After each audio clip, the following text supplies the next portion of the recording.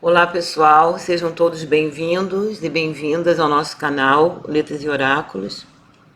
Eu sou a Kátia Lins. Hoje eu vim conversar com vocês sobre o Le Petit Lenormand, mais especificamente eu vou conversar com vocês sobre uma técnica que é baseada numa régua de polaridade das cartas, cuja idealização está nesse livro aqui, que é o Lenormand 36 Cards, que é uma introdução ao Petit Lenormand, de um autor chamado Andy Borovichengra. As páginas onde se encontra essa régua são as páginas 118 e 119. É sempre muito importante, né, gente? Lembrando, a gente sempre colocar a fonte, né, de qualquer ideia que não seja a nossa, né? Sempre citando o autor ou autora da ideia. Então eu vou explicar para vocês aqui a tabela ou a régua e vou mostrar para vocês também como é que eu trabalho com essa régua. E essa régua é muito interessante para aquelas perguntas que demandam uma resposta de sim, de não ou de talvez, né? Então, assim, no livro dele, ele classifica algumas cartas como sendo positivas, outras como neutro positivas, outras fazem um conjunto das neutras, outras neutro negativas e outras são negativas. Eu coloquei cores, né, nos grupos de cartas para facilitar a didática, a compreensão, tá? Que é sempre assim que eu faço nas minhas aulas também, sempre buscando uma maneira de facilitar a didática, né? Então, eu estou falando isso porque no livro dele não está classificado por cores, tá? Então, fui eu que fiz isso. Então, como é que eu utilizo essa régua? Eu fiz aqui a minha interpretação de como eu entendo essa classificação que ele faz. Então, por exemplo, no grupo que ele chama de positivas, eu coloco então respostas afirmativas, sim. Nesse grupo eu coloco um talvez mais próximo do sim, é uma situação indefinida, aqui é um talvez mais próximo do não, e aqui não. Por que eu estou falando isso? Porque no livro não está dessa maneira. Eu estou colocando dessa forma, porém está fundamentado essas frases que eu coloquei na maneira como ele apresenta essa ideia. Ele não deixa dessa maneira, não coloca dessa maneira como eu estou colocando aqui, mas tem respaldo, é exatamente, vamos dizer assim, isso que ele está passando com outras palavras, o que significa essa classificação que ele faz aqui, tá? É muito importante também a gente compreender que as cartas que são classificadas como negativas, que ele coloca aqui, por exemplo, isso não significa que essas cartas não tenham o seu lado positivo, dependendo do contexto que a gente utiliza essas cartas, tá? Em alguns momentos, dependendo da tiragem, dependendo do contexto da pergunta, dependendo do que está sendo analisado, às vezes até mesmo como conselho, essas cartas têm algo de positivo a nos oferecer, né? Assim, até mesmo as cartas que são consideradas positivas, dependendo do contexto, pode ser algo que venha atrapalhar. Mas nós não estamos tratando disso agora, a gente está tratando dessas perguntas que eu coloquei para vocês que exigem uma resposta de sim, de não e de talvez. Então, por exemplo, se uma pessoa pergunta se ela vai continuar trabalhando numa determinada empresa, porque ela está, vamos dizer assim, com dúvidas se ela pode ser mandada embora, e sai uma dessas cartas aqui, e então ela pergunta, eu vou continuar na empresa por um período e tal? e sair uma carta, por exemplo, como a Lua, a resposta é afirmativa. Sim, ela vai continuar, até porque vai ser reconhecida lá dentro, por méritos, ela vai ter honras dentro da empresa, então ela vai continuar lá, né? Seguindo de acordo com essa tabela. Poderia ser qualquer uma dessas cartas aqui. Se saísse o caixão, já diria não. Você não vai continuar, terminou o seu ciclo lá dentro dessa empresa, né?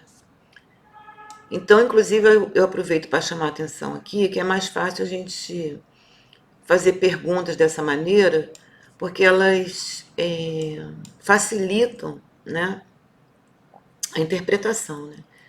Porque você pode perguntar, por exemplo, eu vou ser demitido e sair aqui um não, você não vai ser demitido. É claro que você pode interpretar não, não vai ser demitido porque não terminou o seu ciclo. Mas como na tabela ela faz parte das respostas negativas, para quem está utilizando a tabela, isso pode trazer uma certa confusão, uma dificuldade na interpretação. É claro que isso é de cada um. Para algumas pessoas isso não tem o menor problema. Eu estou só falando para vocês como é que eu faço pergunta utilizando essa tabela, tá? E também assim, eu fiz uma mexida aqui. Essa aqui é original, é como ele apresenta no livro. Mas eu coloquei, por exemplo, algumas cartas daqui que estão nessa classificação, eu coloquei aqui para cima, tá? Algumas cartas daqui também subiram, ou para cá ou para cá. Outras desceram, daqui vieram para cá. Enfim, eu mexi de acordo com o que os significados que eu dou às cartas. Embora não sejam tão diferentes do autor, tem algumas pessoalidades que vem apresentando no meu jogo, né? Nas minhas tiragens, que eu acabo colocando com mais coerência, para mim, algumas cartas em outros agrupamentos. E vocês também podem fazer uma tabela para vocês de acordo com essa mesma questão. Aquilo, por exemplo, se você acha que a cobra deve ficar aqui ao invés de ficar aqui, né? Se de repente para vocês a chave é uma carta que fica aqui ao invés de ficar aqui nesse grupo, aí, como eu estou dizendo, cada um pode fazer a sua tabela, né? Até mesmo as pessoas que não seguem a escola europeia e seguem uma outra escola, com significados mais diferentes, também pode construir a sua própria tabela, né? Basta que vocês entendam o que vocês consideram como cartas positivas, negativas, neutras, ou seja, afirmativas, né? Ou de negação, como eu disse, vai de cada um, né? Por exemplo, eu coloco essa carta aqui, ó, nesse grupo, porque eu colocaria aqui do lado da raposa. Até porque, para mim, a raposa e a cobra, elas são cartas muito semelhantes, tá? Embora, por exemplo, eu acho que a cobra, ela traz um componente motivacional, pautado em emoções negativas. Por exemplo, a cobra, você sempre escuta assim, um discurso do consulente, né? Seja ele quem for, inclusive nós mesmos, que tem um componente emocional, tem uma motivação ali pela emoção. Negativa, mas é motivacional, por exemplo. Ah, eu fiz isso por vingança, por exemplo, é uma motivação da emoção, né? Porque a pessoa acha que, de repente, ela está devolvendo para a pessoa alguma coisa que foi feita para ela.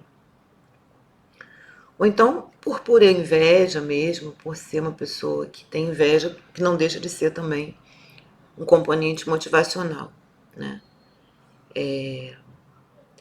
Já a raposa, eu não escuto, eu não tenho esse feedback, né? Eu vejo uma coisa mais de frieza mesmo, uma coisa mais de caráter, né? Geralmente o discurso é uma coisa muito pautado no egoísmo, a pessoa passa a perna na outra, engana, não porque ela gosta da pessoa ou deixou de gostar e aí aconteceu, então eu vou me vingar por causa disso. Não é isso que eu escuto, é uma coisa mais fria, é uma coisa mais de oportunismo, né? De querer se dar bem na situação e então agiu porque tem interesse próprio, né? E então eu vejo a carta da raposa como uma das cartas mais difíceis, mais perigosas, né, no meu ponto de vista, por conta dessa frieza, né? Porque a cobra, não que a cobra seja cause menos prejuízo, pode ser tanto quanto ou mais, né? Mas eu estou falando só do aspecto da diferença motivacional. Eu vejo a raposa como uma carta mais fria mesmo. Ela não tem uma motivação, ela tem uma coisa mesmo dela, porque eu quero me dar bem, então vou lá e faço. Esse é o que me transparece nas tiragens, né? E isso não significa que essas cartas, como eu disse, também não tenham alguma coisa em um outro contexto de positivo. Por exemplo, a raposa tem uma coisa que a gente pode aprender com ela, que é foco, por exemplo, né?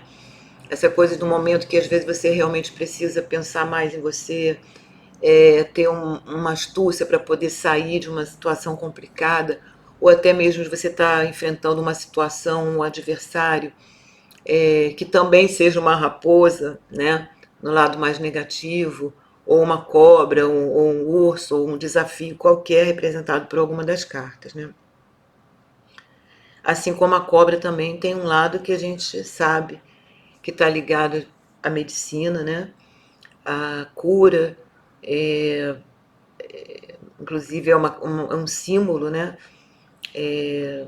Do caduceu de Hermes, que tem a ver com a medicina. Então, obviamente que a gente pode tirar coisas positivas das cartas negativas, mas depende do contexto. Nesse aqui que nós estamos falando, são cartas que respondem, por exemplo, eu vou abrir esse negócio com fulano, né? E sai a raposa, por exemplo. Olha, dificilmente isso vai dar certo, porque preste atenção porque tem alguma coisa errada, preste atenção no contrato, né? De repente isso é uma sociedade, porque a pessoa de repente está tirando vantagens em cima de você, então fica atento, porque tem uma malandragem aí, pode ter uma trapaça, assim como também a cobra, né? Cuidado, são coisas complicadas, você pode ser pego de surpresa, alguma coisa que você não contava e a pessoa dá um bote. Então, né? Tudo depende do contexto. E também quando a gente fala assim, né, dos animais, às vezes fica até uma coisa que a gente precisa estar muito ligado para não ficar uma coisa pesada, né? Porque a gente não está falando dos animais, né, em si, porque os animais eles têm não tem uma questão moral no reino da natureza, né? A raposa não é malandra, não é trapaceira, assim como, estou falando do animal em si, né?